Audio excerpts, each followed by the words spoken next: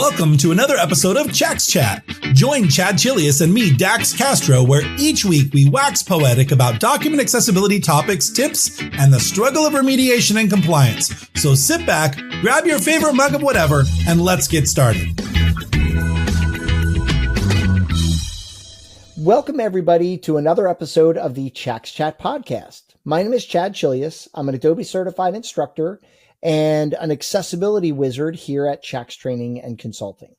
And my name is Dax Castro. I am the other accessibility wizard here at Chax Training and Consulting. And Chad and I are both certified as accessible document specialists by the International Association of Accessibility Professionals.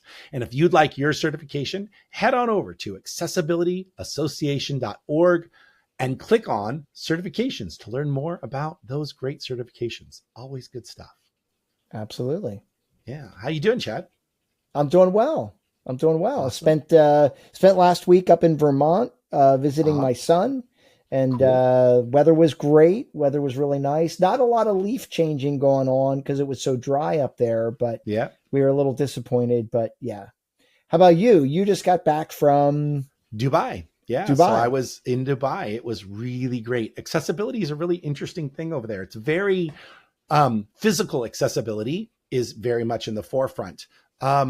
People who are blind, there's a little bit of a gap there. And there's some work that needs to be done to kind of bring document accessibility, what we do, into the forefront of what is an independent user experience for someone who's blind. And in fact, I wrote a LinkedIn article about it and some of my findings. So follow me. Those of you who are listening, follow me on LinkedIn and go look up my Dubai article. You'll get the skinny on what's going on. Awesome. Speaking of skinny, Chad, I have to tell you, so I've been on my weight loss journey now since January of last year. So almost a year. I finally broke the 240 pound mark. So I am 236.6. So that means I have lost almost 80 pounds. Congrats. Since I started my journey. So yeah. Congrats. Yeah, that's awesome. It's a whole new thing, man, for sure. Being able to drop something on the ground, bend over and pick it up and not have to like kick my leg way out. And yeah, it's a whole set of stuff that I can do now that I couldn't do before. So good deal. Yeah. Good deal. Hey, so today we want to talk about accessible color. Right. And this is a topic that we don't often talk about, but I think it's definitely one that deserves its attention because I think some people may have some misconceptions about what it means to have accessible color contrast or the use of color alone and what that all means. Right. Especially when it comes to things like bar charts and line graphs and pie charts. And we see people dumping all sorts of pattern fills inside all that stuff. And then their bosses complain or their other people complain in their organization. Accessibility makes us look so terrible. And it doesn't have to be that way. Right, Chad?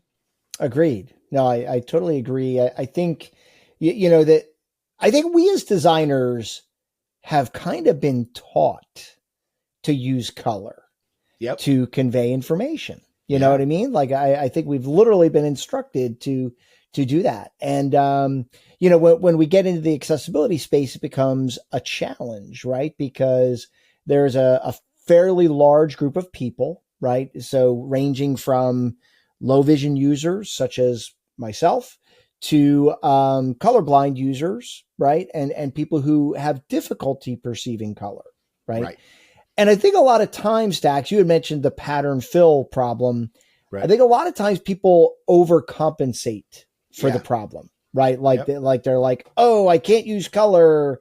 And so instead I'm going to use all pattern fills. Right. And it's really not, it doesn't have to be that way. It doesn't have to be that bad. You just have to know, how to approach the problem. So, Chad, one of the things that we teach people is that instead of patterns, there are lots of other ways that you can actually differentiate one thing from another. And one of the ones I love to use is a label, right? Yeah. Where I can actually put the letter A, B, or C kind of at the base of a bar chart or inside a pie slice. But often we use another principle that I like even better, which is to incorporate all of the usable text into the legend, right? The legend kind of helps you to identify the information in the chart, right? Right. Now, you have to be a little careful, right? Because when you force a user to create the connection between the legend and the content, yes, that can be a bit of a cognitive challenge for certain people, right? So what you're talking about really is, let's say you've got a pie slice and you label the pie slices A, B, C, and D. And then you've got a legend that kind of also lists A, B, and C, and then has all the values and stuff in it, right? Right. Or I mean, the bigger problem is like when you don't have a label and the way that you create the connection is, okay, this slice has a pattern fill, and in the legend, I'm showing that pattern fill, and that's what this means. Oh yeah, absolutely. Yeah. And you know what I see sometimes too is where the little sample swatch that's in the legend is minute, is so minuscule you can't hardly see it. Microsoft, if you're listening, give us the ability to adjust the size of that box independent from the size of the text. Right now, the only way to make the box bigger is to make the text and the legend bigger. They are attached to each other. And so there's no way to kind of do that. You kind of have to fake it and make new boxes and put them on top of the old ones. It's a pain in the butt, but yeah. And a lot of times that'll break the graph, yes, right? Because like once you start manipulating them, now it's no longer connected to the data, right? And that's enough. And that happens in Adobe Illustrator too. We run into the same problem where you try to manipulate it too much and then it breaks the connection to the data, which is not helpful. Boy, Illustrator is a tough one for accessibility. And when it comes to bar charts and line graphs, they have not updated that thing in forever. Yeah. But so going back to what we were talking about, right? So when you have a legend, if you put all the information in the legend, so, Monday, 13, Tuesday, 14, Wednesday, 15, then your pie really becomes decorative, right? And then color contrast really isn't even an issue. Yeah, it's irrelevant, right? Because now if you're a sighted user and you appreciate the visual, that's being displayed, that's fantastic. But, for users of assistive technology, they don't have that benefit. And so having all that data right there in the legend is everything they need to know. Well, even as a sighted user, I'm able to just look at the legend and get all the information without having to go through the cognitive gymnastics of looking at the pie slice and trying to figure out what's what. And then now here's the thing though, is that people say, well, then I'm just going to do that every time. The reality is there's a good, better, best when it comes to graphics. Now I can choose to put all that text in the legend and then, who cares about the color contrast? I can use light blues and light grays and browns and whatever I want in the pie graph. But the reality is you can still accommodate for both. It's just not a requirement because you have that alternative way. Yeah. Right. Yeah. Yeah. I mean, I love the label stacks, right? Because whether it's a pie chart, whether it's a bar graph, line graphs as well.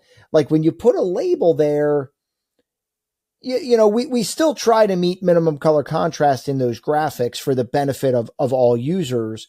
But the fact that there's a label there almost makes the colors insignificant. Right. I think the only time you can get into trouble is when you have two colors that can look exactly the same. And then it might be hard to follow them where they might overlap.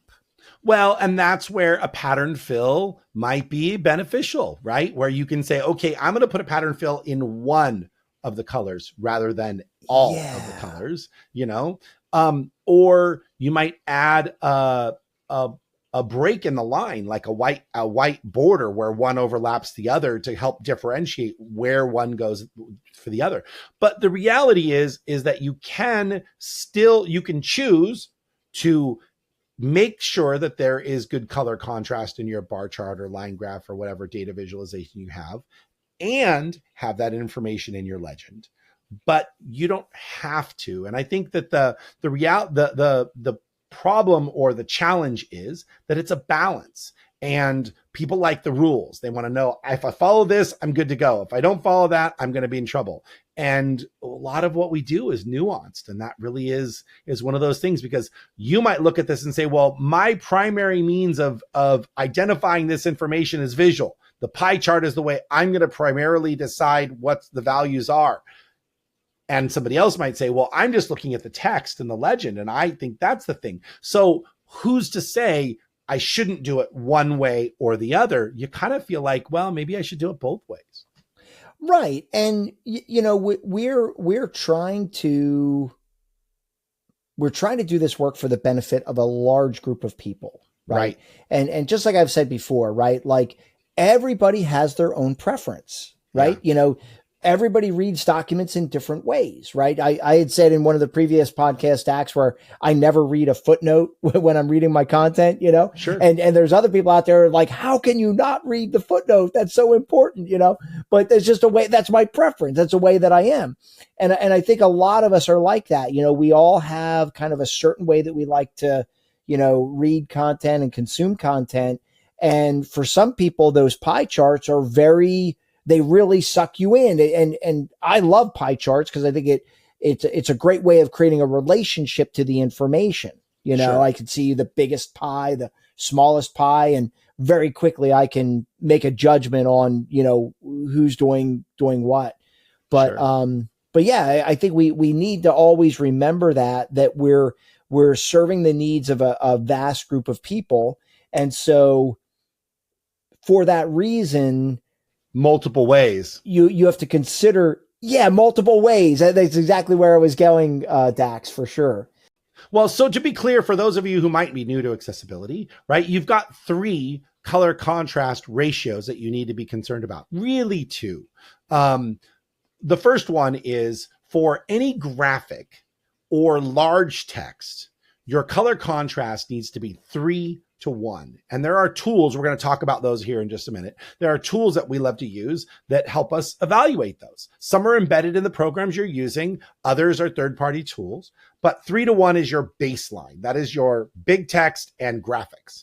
And then you've got 4.5:1, which is your regular text, right? And so we see the light gray text all the time in body copy. Just know that anything below 70, I think it's like 73%. I err on the side of 80%. 80% black is going to keep you in a good 4.5:1 color contrast. Anything lower than that, and again, against a white background. But that's going to be kind of your sweet spot. So if you like that light gray, 80% is the way to go. So 4.5:1 is regular text. And regular text is what? Anything that is below 14 point bold. So 13 point bold, 13 and a half point bold, right? That, or 17 point regular and below. So anything underneath that. And then there's the AAA requirement, which is 7:1 color contrast. Now, here's a great nod. If you're trying to show your accessibility chops, you are able to say, look, our document complies with WCAG 2.1 or 2.2 AA and some AAA requirements. That's kind of a nice feather in your cap. So if you choose a color palette that incorporates 7:1 color contrast, it's kind of a nice way to go a little bit beyond to make sure that everyone can read your document. Yeah. And it's worth noting, as we're talking about graphics and color contrast requirements, logos are exempt from color contrast requirements. The conference I was just at in Dubai, their logo was orange and yellow. And here's where I feel like I got to draw the line. That if you're an accessibility conference, even though it is exempt, your logo should meet common color. I'm not going to argue with you on that, Dax. And I 100% agree. Like, if you're an accessibility conference and you had the ability to develop your accessibility logo, yes, you should have done your due diligence and at the very least made sure it had minimum color contrast. I think that the reason why logos are exempt is because you can't tell. Trying to think of a good example. Coca-Cola, I think, probably does meet minimum color contrast. Togo's sandwiches is orange. Their color is orange. So you can't tell Togo's. And I think maybe, what's the one? Valero. I'm trying to think of some examples of of logos that don't. But fundamentally, it's not. You're not violating anything if your logo doesn't meet minimum color contrast. However, right, if you're a new company, right, and you're starting your branding from ground zero, I would highly, highly encourage you to use colors that meet minimum color. It's just going to make your life easier, right? Yeah. And then you can use, because we run into, and I'm not going to name names, but we have some clients whose brand color is a color that does not meet minimum color contrast. And they want to use that brand color for text throughout their document because it matches their brand. Yeah. But man, what a challenge that becomes, because you're just fighting a losing battle. So if you pick your brand colors with accessibility in mind, it's going to serve you well. Well, I think the colors we see most often are light blue, light green, and yellow. So those, or orange, the orange or yellow, right? And those logo colors, those brand colors, they stand out against certain other colors, but against white, boy, it really is hard to read, and definitely something to be thinking about. So let's talk about some of the tools that we use to check color contrast with. So the first one, I will say, if you're using Word or PowerPoint, Microsoft has the accessibility assistant in it that is going to tell you when you have text that fails minimum color contrast, but it will not tell you if you have objects like a bar chart or a line graph that don't meet minimum color contrast. That's a fairly new tool that they added, right? I think that was the last year they added that to their products, right? The accessibility assistant has been gauging color contrast for text for quite a few years through the Microsoft Accessibility Checker, but it's gotten much better in recent years, in the last recent year, I would say. And it even suggests new colors now. It says, hey, this is the color you had. Here's some other colors you might like try this one. You'll be better off. And while we're talking about products that are or features that are built into products, Venngage is another one that has the color contrast checker built into the product. So I mean, for me, listen, I wish Illustrator and InDesign would add this into their product too. And Adobe, if you're listening, it'd be a great, nice feature to be able to click a button that says, make sure that the color I picked meets minimum color contrast. That'd be really cool. Well, and they already have the engine for this, Chad, because if you go to color.adobe.com and click on the accessibility tab, you'll have all those tools are there. So they do exist in the Adobe ecosphere. They're just not embedded in the program. And I just wish that they would actually do that they would actually allow you to do that. Now, Illustrator and Photoshop do have colorblind mode inside each of them respectively. You can turn on print preview under proof setup. You can change it to deuteranopia or protanopia. I've noticed that compared to other colorblind checkers, I don't know what model they're using, but it's not, you're going to get different results. So don't split hairs. Like use the colorblind checkers and go, I need a good difference between one color and another, not, oh, I can sort of tell that this one's a little darker, because depending upon what how much color blindness you have, right? Because not everybody's color blindness is the same. It might be more or less impactful to you. So, don't skirt that line, man. Don't try to just be compliant. So, totally agree. One of the other color contrast checkers that we love is TPGI's Color Contrast Analyzer, right? That's a great one, and it's free, and it's Mac and PC. So it's really nice. Some IT departments don't like it because it isn't executable.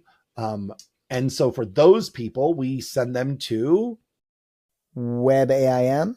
Yes, WebAIM. And WebAIM, I feel like it's improved over the years too, because I feel like back in the day, you used to have to like plug in your values, but now WebAIM has a color picker. Yes, a little eyedropper that you can just pull. Yeah. Now it helps if you've got like two monitors, because you're literally picking an eyedropper in the web browser and then like moving over to your application and like picking up that color. So, doing it on a single monitor is a test of your patience. But yes, especially on a laptop where you've got a small screen. So, oh yeah.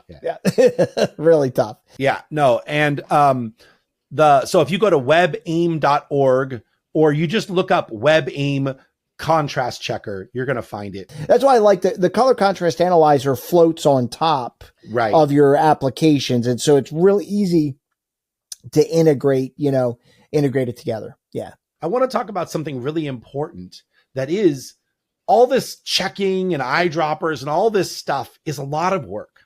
If you take the time, if your brand design team, if your brand management team takes the time to set up ahead of time an accessible color palette that hey, these 8 colors, these are our brand colors, and you can use them in these combinations. You can use white text on these 5 colors and black text on these 5, and you can look at the tints and, get together a color system.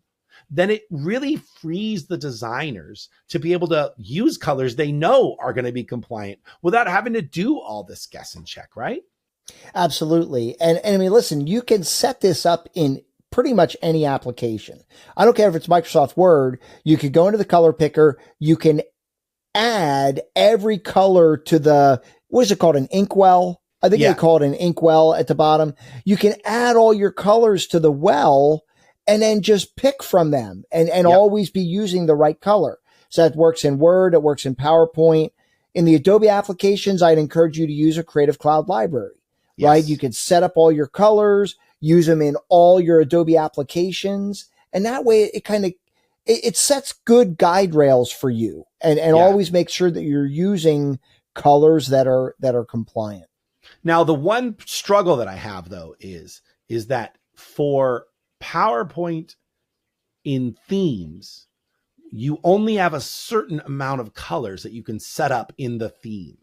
And so when you do bar charts and line graphs and pie charts and things, sometimes the combinations that it puts together, you really can't control very well. I wish in the theme, we had the ability to say, when you have a data visualization that has 2 objects or 1 object, use this color. When there are 2 objects, use these 2. When it's 3 objects, use 3, and you could go down to maybe 6 or 8 colors, right? That would be really great because then I could brand style guideline my entire data visualization program so that no matter how many data values are in a bar chart or line graph or pie graph, it would just work. That would be amazing. That would be so cool. Yeah, that'd be a great feature. Like I said, I could see using that in a number of places. We talked about color contrast. There is so the 2 web content accessibility guidelines that guide us for color contrast is 1.4.3 contrast minimums. And it basically says that the visual presentation of text and images of text has a color contrast ratio of at least 4.5 to 1. And we talked about that for regular text, right? And then it says there's some exceptions. Large text is 3 to 1. And then incidental things that are purely decoration don't really matter. The other color contrast web content accessibility guideline is 1.4.11, which is non-text contrast, which basically says that the visual presentation of the following have at least a 3 to 1 color contrast to adjacent colors. And adjacent is ones that are touching each other. So do yourself a favor and spread your pie chart out a little bit or your bar chart out a little bit so you don't have to follow this exactly. So then you're only bound to color contrast between the background, which is typically white, and your object. But you must have at least a 3 to 1 color contrast against adjacent objects and graphical objects. Now, graphical objects, Chad, are defined as parts of a graphic required to understand the content, right? And so somebody came to me one day and they said, Dax, I'm running out of accessible colors for my maps. I just don't have enough. So what do you mean? And like, well, my grass is this color, but then my roads are this color, and then my signs are this color and all. And I'm like, yeah, all that's ancillary. That's not what graphical objects mean, right? Yeah, because you what you just said, right? It's the objects that have meaning, right? Right. And so people, and this is very common, Dax, right? I mean, a lot of times when we talk about color contrast, we talk about the requirements, and people are like, okay, everything in my graphic needs to have a 3-to-1 color contrast. You'll drive yourself crazy, right? Yes. I mean, so yeah, save yourself the frustration. I mean, it's not everything. It's only the things that are required to understand the meaning, And there is a get out of jail free card. At the end of that sentence, it says, except when a particular presentation of a graphic is essential to understanding the information conveyed. And if you're on the Web Content Accessibility Guideline and you click on essential, it says, if removed, would fundamentally change the information or functionality, and information and functionality cannot be achieved in another way. So what this is, think of a heat map or a population density map. Right? Some of those, there's just not enough ways to have enough colors in between all the things. So then you have to pick your battles. What's the most important information out of that graphic? And I want to make sure that I have 3-to-1 color contrast there. And then everything else kind of falls, as secondary information. Yeah. And yeah, I've seen those heat maps, right? And I've had plenty of conversations with students, with peers and everything.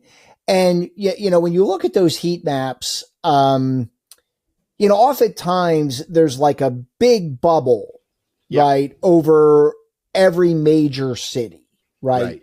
And then like from there, the bubbles get less intense, a little bit smaller, and they kind of fade away. So, it's I'm not at all saying it's easy, right? But that might be an approach you can take. Sure. Well, when you're trying to write alt text for it, you could say, map showing, the key cities of the following, right? And then, kind of describe that from there, the bubbles kind of become less dispersed, right? And just describe it in that way. Well, and I think we often forget that accessibility isn't just about alt text, right? This is not to say anything about what you just said. It's exactly correct, but that it's not accessibility is visual as well. And so if I'm a visual user and I'm not really getting the meaning or the takeaway of this graphic, good body text, visual, visible text that describes what's going on. See figure 12, see heat map figure 12 showing, and then actually talk about what it is that it's showing. And then you don't have to put a bunch of stuff in all your alt text. You don't have to worry about being overly descriptive, because you use that body copy to say population densities, Uber usage in around major metropolitan areas have risen by 32% or show a high density of blah, blah, blah, except for in this one outlying area where the arena is, and it shows a higher density out there, right? You can make those complex associations because you talked about it in the body text. Then the alt text for the heat map just becomes heat map as explained in paragraph 3 or the paragraph on Uber or however you want to reference it. So just makes it so much easier. It really does. It really does.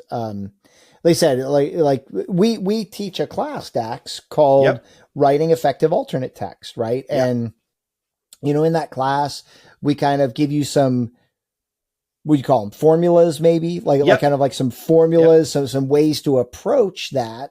Because it is challenging, right? I would say alt text is easy until it's not, right? Like on paper, it's easy until you're sitting in front of your computer trying to write alt text for all these graphics, We have that tip sheet that is that goes with the class, Secrets of Writing Effective Alt Text, where we give you some tips on how to do that. One of the other things to remember is that when you're writing alt text, right, you want to make sure that you're focusing on the most meaningful content first. Because if you get really verbose and you have to write a bunch of stuff, put the good stuff up front, because if you bury it 3/4 of the way down, the chances are the person's not going to hear it. They're going to get tired of hearing graphic, and they're just going to move on. So, making sure that that's there is really important. And I think assistive technology users appreciate not being forced to listen to a novel, right? Yeah. You know, like they want to get to the point, right? They really want to just kind of get to the point, tell me what's important, and then, you know, move on from there. As we close out this session, because we are at the end, Chad, if you can believe it, I'd like to challenge everyone listening to the podcast to go back, look at your brand colors, and try to develop a little 6-color color palette, if you don't already have one, that does meet minimum color contrast. We'd love to see you in our PDF Accessibility Facebook group and hear about your experience, right? Go through the exercise of figuring out the good color contrast, maybe do a couple samples and come up with something that works. We'd love to find out from you how easy it was. What were the challenges or roadblocks that you felt you ran into? Let us know. Our PDF Accessibility Facebook group has 5,400 members, almost 5,500 members now. It's really growing. And there's a lot of great people that could benefit by your exercise or even be inspired by your ability to go in. And rather than struggling every time you design a document, come up with a palette that works out for you. Like, it's a great idea that you're kind of giving everybody homework, right? This is something we started doing in our classes that a lot of our clients are really enjoying, is that we will tack on a homework session to the class. So we'll do a 3-hour class and we'll say, okay, guys, this is your homework. And then next week or in 2 weeks, we're going to meet up again for 90 minutes and we're going to review, you know, what you've done. And so I think what you just did is really, really nice for people to give them an activity to do, you know, and actually put what they learned into practice. Well, it's one thing to listen to it and do and hear and watch us do it. It's another thing to start doing it on your own with somebody standing watching you. And then it's a whole nother thing to do it when you're by yourself and no one's around. And so you'll have questions and we'd love to answer those questions for you. Don't do it when somebody's watching you. We charge extra for that. Right? Do you ever see those signs in the stores? It's like, if you watch, it's double, you know? It's $20 an hour. Back then it's $8 an hour to watch or to do, for me to do it. It's $12 an hour for you to stand behind me and watch me do it. Yeah. All right, guys. Well, listen, thank you so much for tuning in. I hope you enjoyed it. Hope you enjoyed learning about color contrast today and all the discussions that we had. My name is Chelius. And my name is Dax Castro, where every other week we unravel accessibility for you. Thanks, guys.